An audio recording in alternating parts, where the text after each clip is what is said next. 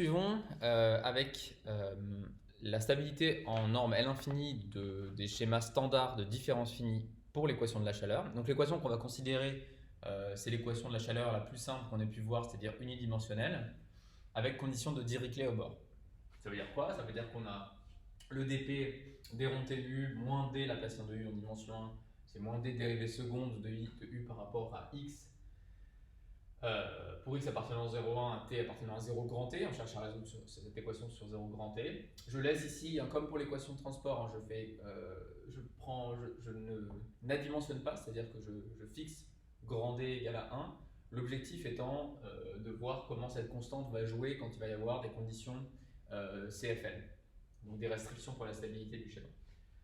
Donc on prend les conditions de Dirichlet nulles au bord, u de t0 égale u de t1 égale 0, et puis une condition initiale qui nous est donnée a priori, u0, qui est une fonction définie sur 0,1. Et comme pour l'équation de transport, on va regarder à la fois un schéma de l'air explicite et un schéma de l'air implicite, tous les deux reposant sur l'approximation. Il va falloir être capable d'approcher la dérivée seconde. On va utiliser l'approximation suivante, qui est que pour une fonction f, f seconde de x, c'est à peu près égal à f de x plus delta x moins 2 f de x plus f de x moins delta x sur delta x au carré. Donc on va utiliser ça et selon qu'on va discrétiser ce terme-là en explicite ou en implicite, c'est-à-dire en tn ou en tn plus 1, on va avoir un schéma explicite d'une part et un schéma implicite d'autre part. Donc allons-y. Donc dans le cas explicite, alors dans les deux cas, peut-être commencer par dire ça. Dans les deux cas, qu'est-ce qu'on va faire du terme d rond t u de tx? Lui, je vous rappelle que le but c'est de seulement se concentrer sur les points tn, xj. Je prends les mêmes notations que pour l'équation de transport. Dans toute la suite, on a une subdivision de 0,1 en x et une subdivision de 0 grand t en temps. Et donc ici, on va écrire que d rond t u de tn xj, c'est à peu près égal à u de tn plus 1 xj moins u de tn xj sur delta t. Donc ça ne change absolument pas par rapport à l'équation de transport. Bien sûr, ce qui est intéressant, c'est de regarder ce terme-là. Donc, si dans le cas explicite, ce qu'on va faire, c'est que donc, ce terme-là, d rond xx, u de tn xj, donc on va l'approcher par cette approximation. Donc ici, on va avoir u, alors dans le cas explicite, on va tout écrire en tn, on va avoir u de tn en xj plus delta x, c'est-à-dire xj plus 1.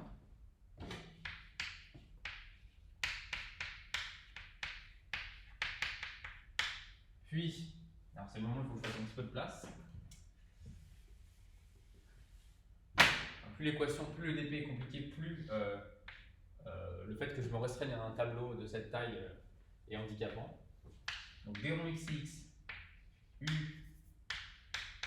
de tn xj, c'est à peu près égal à u de tn xj plus 1 moins 2u de tn xj plus u de tn xj moins 1. Le terme qui est là, c'est u de tn xj moins delta x, qui fait bien xj moins 1 par définition. Le tout divisé par delta x au carré. Voilà, ça c'est pour le cas de Euler explicite.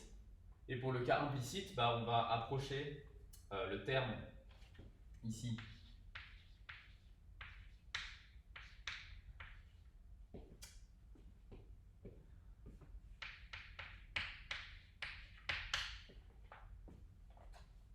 on va approcher ce terme-là par u de tn. Donc c'est la même chose. Je vais peut-être l'écrire comme ça. En implicite,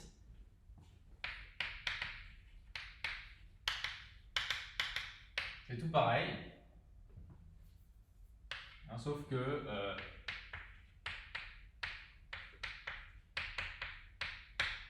on fait Tn donne Tn plus 1. Ok. Donc, ce que ça veut dire, ça, c'est que ça nous mène à deux discrétisations de l'équation des raies partielles. Bien sûr, les discrétisations des conditions initiales et des conditions au bord vont être les mêmes. Je vais les écrire.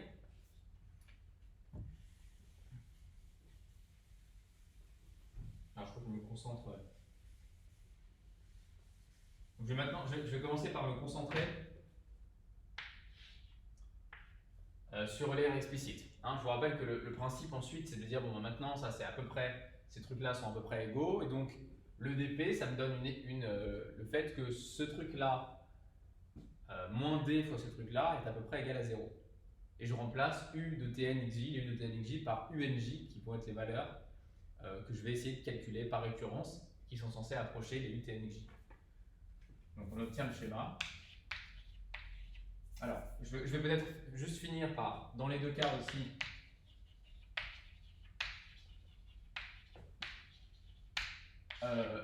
comment on discrétise les conditions initiales et au bord, bon, ça il n'y a pas trop de difficulté. U0 j égale U0 de xj pour j appartenant à 0 nx. Ça c'est pour la condition initiale. Et pour la condition du bord, on va poser UN0 égale U.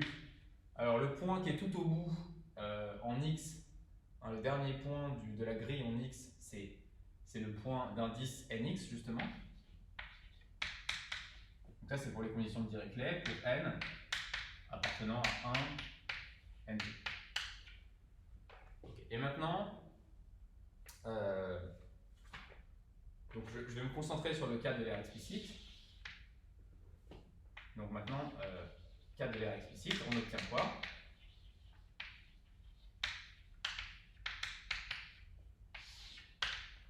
Donc le schéma, on va le définir, comme je le disais, en prenant ça moins d fois ça, qui est à peu près égal à 0, et remplaçant les u de tnxj par ujn. Donc on obtient ujn plus 1 moins ujn sur delta t.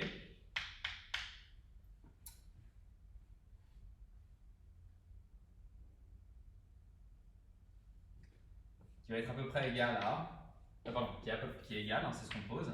Alors pardon, on va suivre l'équation, donc c'est moins d fois ce terme-là, donc on a moins d fois uj, donc dans le cas explicite uj plus 1 n, moins 2 uj moins uj n, plus uj moins 1 n, sur delta x au carré, égale 0. Okay. Donc voilà l'équation, enfin l'ensemble des équations qui définit le schéma de l'air explicite. Ces trois équations. Et ici, bien sûr, n, il appartient à 1 nt. Et puis j, il parcourt 1 nx moins 1. Ici, hein, attention.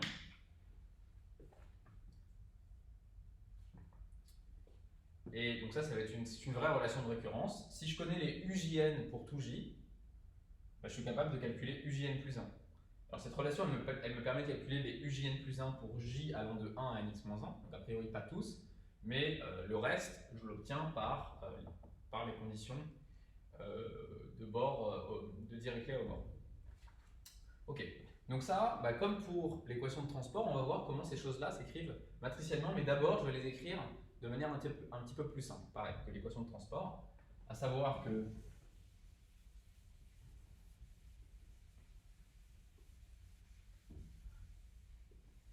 donc, comment on peut réécrire cette merveille?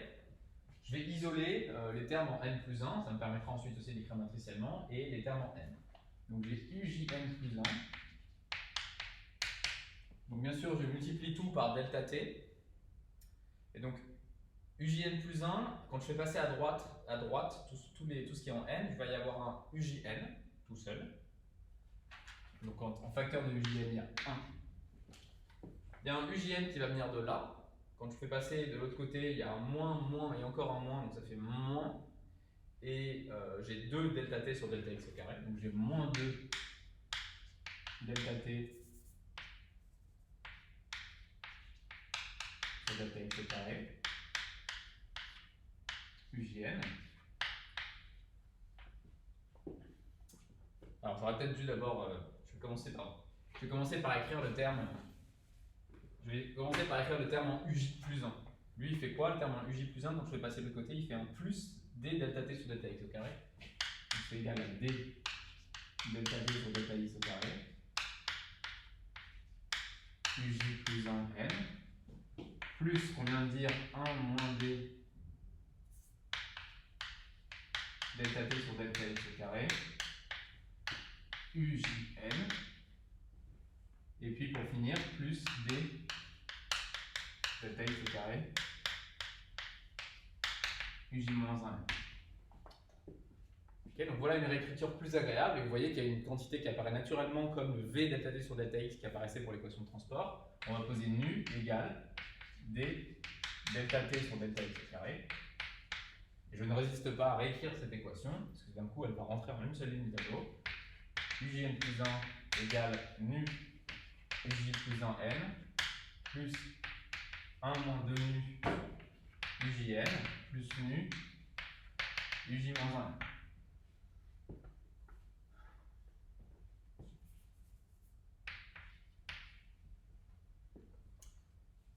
Ok.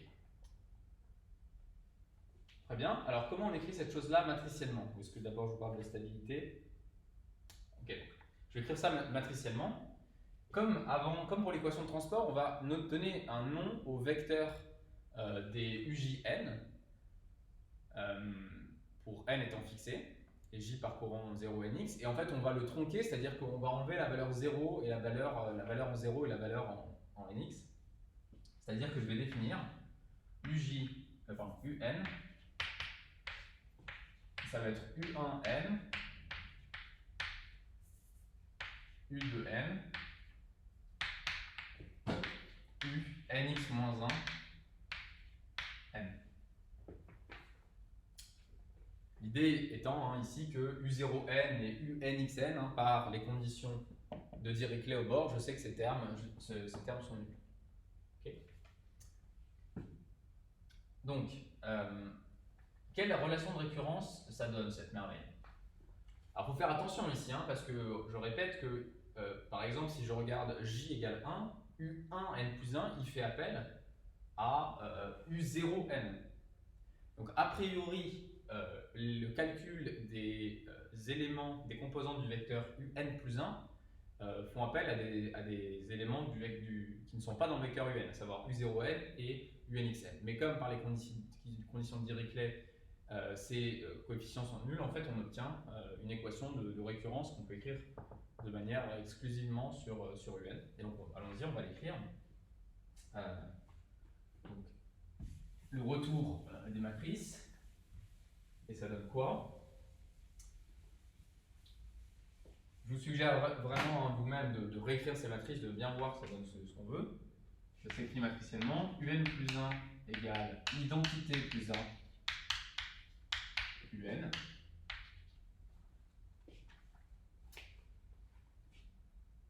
Et identité plus 1, la matrice qui apparaît, je l'appelle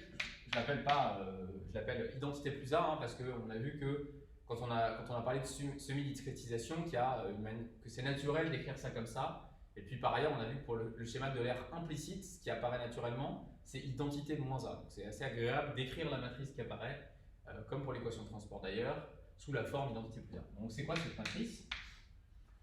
Donc ce qu'il y a sur la diagonale, c'est la composante. Il s'agit de voir comment la composante J s'exprime en fonction de UN plus 1 s'exprime en fonction de la composante J de UN. Donc ça, c'est à chaque fois 1 moins 2 nu. Donc sur la diagonale de cette matrice, on a 1 moins 2 nu, 1 moins 2 nu, etc. jusqu'à 1 moins 2 nu. Ensuite, pour calculer UJN, il faut que j'aille chercher UJ-1n et UJ+1n. Donc ça veut dire, donc on va commencer peut-être par U1n. U1n, lui, il va chercher, pardon, U1n plus 1, il va chercher à U0n, U1n et U2n. Alors U0n est nul, hein, donc heureusement, c'est pour ça que comme je le disais tout à l'heure, on n'a pas besoin de faire appel à la composante U0n qui est nulle par les conditions au bord. Et U2n, la composante devant U2n, c'est nu. Donc ici on a nu.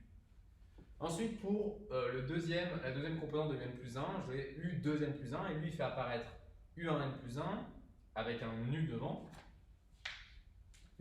Pardon, il fait apparaître U1N avec un nu devant, il fait apparaître U2N avec un 1 moins 2 nu d'avant, on l'a déjà mis, et puis il fait apparaître U3N avec un nu devant, nu. Et donc vous voyez qu'en répétant l'opération, en fait, ce qui se passe, c'est qu'on a une matrice qu'on appelle tridiagonale, avec des 1 moins 2 nus sur la diagonale, et puis les diagonales du dessus et du dessous sont constantes égales à nu. Et donc on appelle ça une matrice tridiagonale. Et donc vous voyez que la matrice A ici, c'est la matrice avec, même factorisée par nu, c'est la matrice avec moins 2 sur la diagonale, et des 1 au-dessus et en dessous.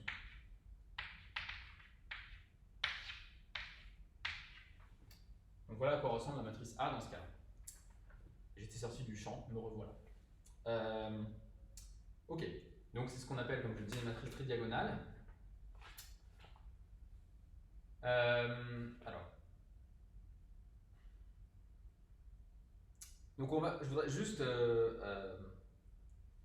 écrire maintenant comment s'écrit le schéma de l'aire implicite, et puis ensuite on parlera de stabilité en norme à l'infini. Alors pour l'aire implicite, ce qui se passe, c'est que, je vais peut-être l'écrire là, pour l'aire implicite,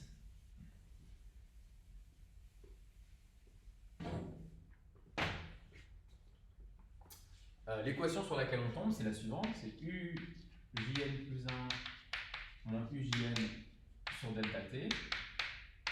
L'équation de récurrence qu'on définit, c'est moins D UJN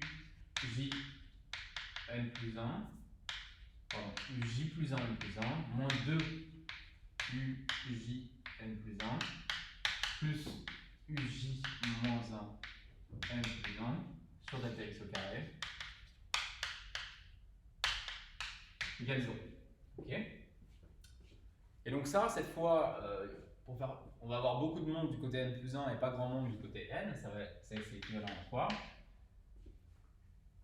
C'est équivalent pour tout j dans 1 nx-1 et pour tout n dans 1 nt. C'est équivalent à écrire que, alors à gauche, qu'est-ce que je vais avoir devant ujn plus 1? Donc devant ujn plus 1, une fois que j'ai multiplié par delta t, j'ai 1 ujn plus 1, c'est très clair. Alors je vais commencer par uj plus 1, n plus 1. Donc j'ai un moins. Quand je multiplie tous vos nombres par delta t, devant uj plus 1, n plus 1, j'ai d sur delta x au carré fois delta t avec un moins. Donc ça fait moins nu uj plus 1, n plus 1. Ensuite, c'est de regarder ce qu'il y a devant uj n plus 1. Il y a un 1, une fois que j'ai multiplié par delta t, et puis il y en a un autre là-bas, avec un moins, ça fait 2. Donc j'ai 1 plus 2 nu uj n plus 1. Et pour finir, vous voyez que ça va faire moins nu uj moins 1 n plus 1. Et ce qui reste à droite, c'est simplement ce qu'il y avait devant ujn, c'est-à-dire simplement. Donc vous voyez que matriciellement, sans trop de surprise, vous pouvez le vérifier, ça équivaut encore à, avec la même notation pour le vecteur un, ça équivaut à un plus 1 égale identité moins a un. Ah pardon. Ça équivaut à identité moins a un plus 1 égale b. Et donc se pose la question de l'inversibilité de la matrice identité moins a. Ce dont on va discuter maintenant. Donc identité moins a, c'est quoi? On va s'assurer que le schéma de l'aire implicite est bien posé. Et une fois qu'on aura fait ça, on pourra s'attaquer à la stabilité. Donc identité moins a, c'est donné par... Donc là, c'est identité plus a. Donc vous voyez, il suffit de mettre changer ce qu'il y a, les signes des nus partout. Donc il y a 1 plus 2 nu, moins nu. Bref, c'est la matrice tridiagonale avec des 1 plus 2 nus sur la diagonale et des moins nus hors de la diagonale. Okay. Et donc là se pose la question de l'inversibilité de cette matrice. Et donc c'est moins évident que pour le cas de Euler implicite pour l'équation de transport. Pour Euler implicite de l'équation de transport, vous vous rappelez, on avait 1 plus nu et moins nu en dessous. Et donc du coup, on avait une matrice triangulaire inférieure. On voyait le fait qu'elle était inversible sur ses valeurs propres qu'on voyait sur la diagonale. Là, ce n'est pas du tout vrai que ses valeurs propres se lisent sur la diagonale. Hein. Ce n'est pas une matrice triangulaire ni supérieure ni inférieure. Donc il faut un petit argument en plus. Alors il y a un argument simple ici pour conclure à l'inversibilité de cette matrice. C'est un argument, c'est un exercice, je pense, de niveau L1. C'est que cette matrice-là, c'est une notion que j'ai rappelée la dernière fois, elle est à diagonale strictement dominante. Donc, rappel.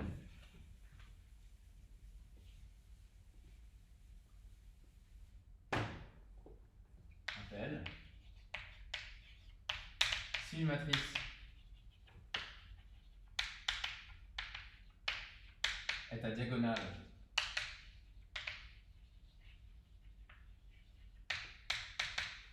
strictement dominante, c'est-à-dire que la valeur absolue, pour chaque ligne, la valeur absolue du coefficient sur la diagonale est strictement supérieure à la valeur absolue à la somme des valeurs absolues des éléments des autres éléments de la ligne, alors la matrice est inversible.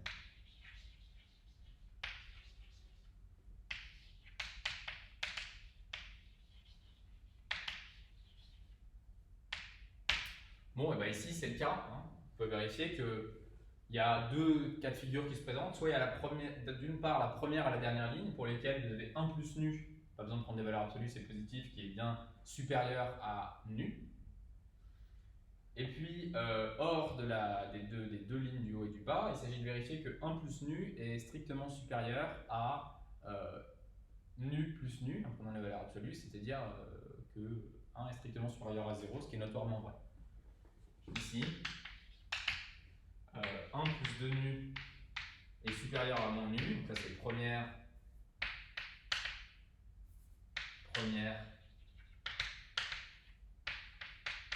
et dernière ligne. Et 1 plus 2 nu est supérieur à moins nu plus moins nu. Il y a des valeurs absolues partout, mais ça c'est pour les autres, pour le reste. Okay, donc ici, identité moins A, par cet argument-là, c'est un élément de GLN, alors Nx-1 de Donc pourquoi je dis ça? Je vous rappelle que c'est parce que ça signifie du coup que le schéma de l'air implicite est bien posé, UN plus 1 peut se calculer à partir de UN simplement en inversant cette matrice. Donc la conclusion c'est que le schéma de l'air implicite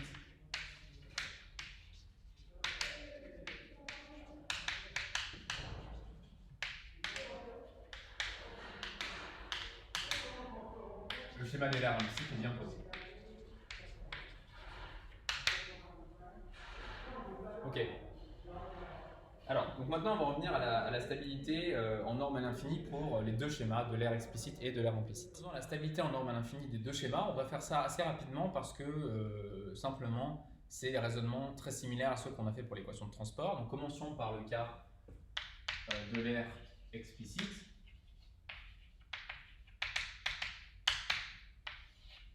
Je vous rappelle qu'on veut démontrer, c'est quoi la stabilité en norme à l'infini? On veut démontrer que UN plus 1, ici on va le montrer avec k égale 1, mais alors, UN est plus petit en norme infinie que k fois la norme de 0.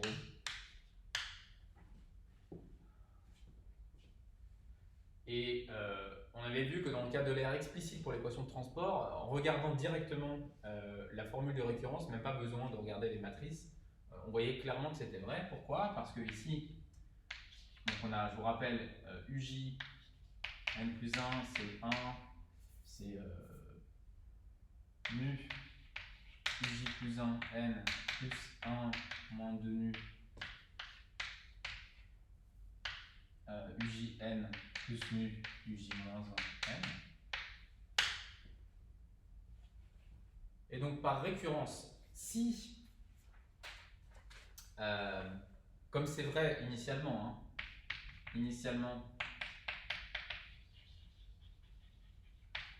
j'ai bien sûr U0. On avait dit aussi que ça, en fait, il fallait le démontrer pour le vecteur Vn, où on met absolument toutes les composantes de U0n, U1n, etc. Mais on a vu que on pouvait se ramener à ce vecteur-là parce que finalement, tout ce qui compte, c'est les valeurs intermédiaires, puisque au bord, on a 0 par Dirichlet. Okay, donc, initialement, U0 infini, c'est bien sûr plus petit que U0 infini. Alors, pardon. Je devrais écrire, on va écrire ça comme ça. Donc, je vais montrer le résultat pour k égale 1. Et puis maintenant, si un infini est plus petit que u0 infini, et je note ça grand M, bah, ça veut dire que chacune des composantes de ce vecteur est plus petite en valeur absolue que grand M. Autrement dit, quand je regarde cette relation de récurrence, ce truc-là est plus petit en valeur absolue que grand M, et idem pour celui-là et celui-là. Mais ici, on a, comme pour l'équation de transport, une combinaison convexe des trois grandeurs qui apparaissent ici. Hein, parce que là, si vous faites la somme nu plus 1 moins 2 nu plus nu, ça fait 1. Alors bien sûr, le diable se cache dans c'est une combinaison convexe, parce qu'avec une combinaison convexe, ce n'est pas la somme fait 1, c'est la somme fait 1 et chacun des composantes des lambda i, souvent c'est la notation qu'on prend, est positive. Donc vous voyez qu'ici, il faut que 1 moins 2 nu soit positif pour que je puisse affirmer que c'est une combinaison convexe. Et si ce n'est pas vrai, donc ça va intervenir dans la notion dans ce qui permet d'avoir la stabilité, à savoir si 1 moins 2 nu est négatif, donc si nu n'est pas assez petit, eh bien, vous pouvez avoir initialement, vous pouvez avoir des UJN qui sont tous positifs et pourtant, au coup d'après, des UJN plus 1 qui sont négatifs. Et numériquement, hein, on verra en TP, ça donne vraiment des oscillations et des schémas complètement instables. Donc cette condition-là, pour Euler explicite, elle est cruciale. Si 1 moins, alors j'écris que ça c'est équivalent à pour tout J dans 1 nx, supposer que UN en norme infinie c'est plus petit que grand M, c'est équivalent à dire que pour tout J appartenant à nx, U, Jn est plus petit que grand M. Et donc maintenant je reviens à cette équation-là, l'équation qui définit le schéma. Alors, étoile étant une combinaison convexe,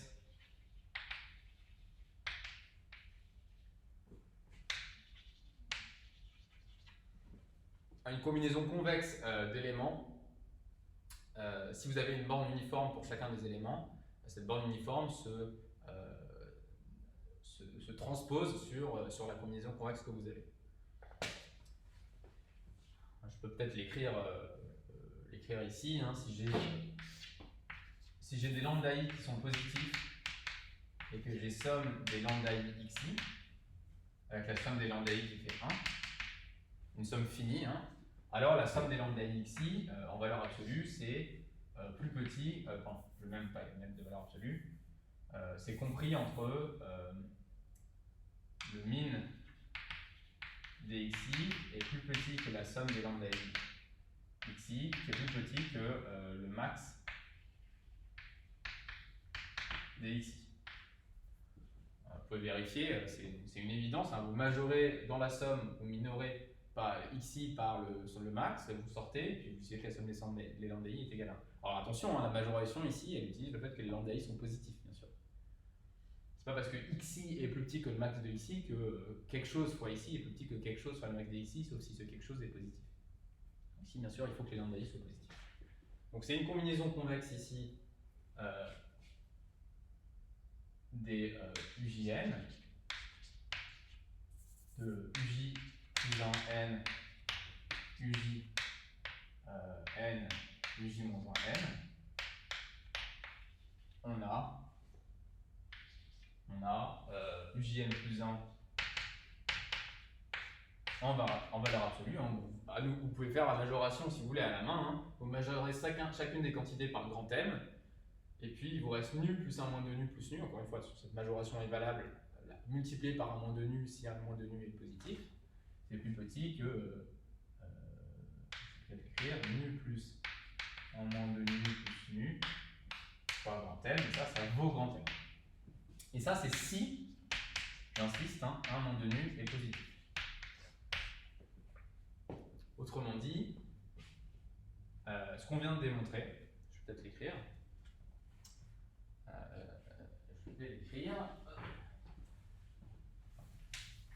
Donc la conclusion de ça, c'est que si nu inférieur ou égal à 1 demi, hein, ça serait écrit comme ça, ce qui équivaut au fait que delta t de d delta t sur delta x au carré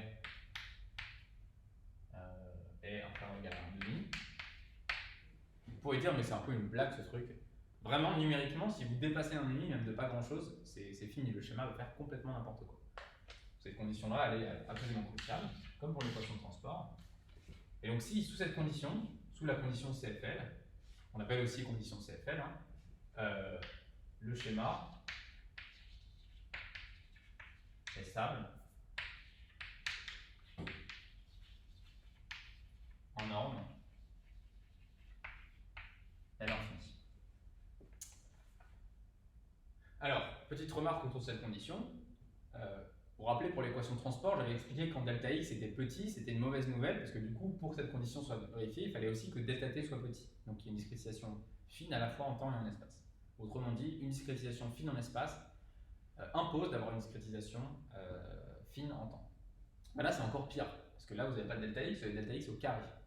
Donc si delta x est petit, delta x au carré est minuscule, et donc 1 sur delta x au carré est très grand. Du coup, il va falloir prendre delta t vraiment très petit.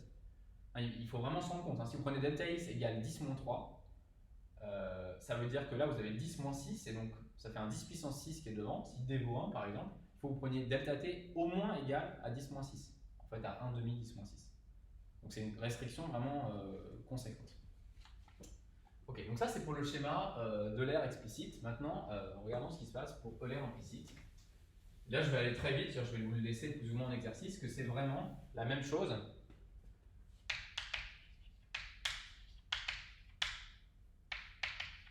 Que pour l'équation de transport. À savoir que pour l'équation de transport, la stratégie ça avait été la suivante, ça avait été de constater que B égale identité moins A est une matrice monotone.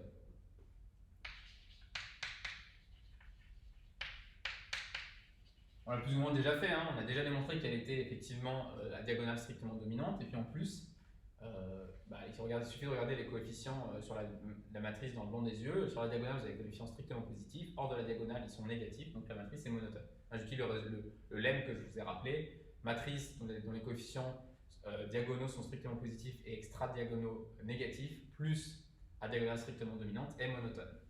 Et donc ça, combiné au fait que vous pouvez vérifier que comme pour l'équation de transport, si je prends le vecteur avec que des 1, j'ai la matrice B fois 1 qui est plus grande que 1. On a vu que on a fait un raisonnement qui était valable en toute généralité, qui disait que quand j'ai une matrice qui est monotone et qui satisfait ça, alors eh bien B, si UN est plus petit que grand M, ça implique que UN plus 1 en nombre infini, c'est aussi plus petit que grand M, où la relation de récurrence qui lie les deux, c'est B UN plus 1 égale UN. C'est exactement le raisonnement qu'on a fait. Le raisonnement qu'on a fait, en fait, si vous voulez, c'est presque un lemme qu'on a utilisé pour l'équation de transport, que je réutilise ici. Je vous renvoie au petit raisonnement que j'avais fait pour l'équation de transport. Si vous avez ça et une matrice monotone et qui satisfait cette deuxième condition, alors automatiquement, la relation de récurrence BUN plus 1 égale UN conduit à... Pardon. Si vous avez une relation de récurrence de cette forme-là, et sous ces conditions sur B, alors si un infini est plus petit, la norme infinie de un est plus petit que grand n, il en va de même pour la norme infinie de un plus n. Et donc ça implique que ça, et ces résultats-là, hein, ils ne demandent absolument rien sur la valeur de nu. Donc ça démontre que le schéma, donc ça c'était Euler explicite, donc ça vous démontre que le schéma d'Euler implicite, Euler implicite, on avait dit que quand il n'y a pas de condition CFL, on parle de schéma inconditionnellement stable. Donc F inconditionnellement stable.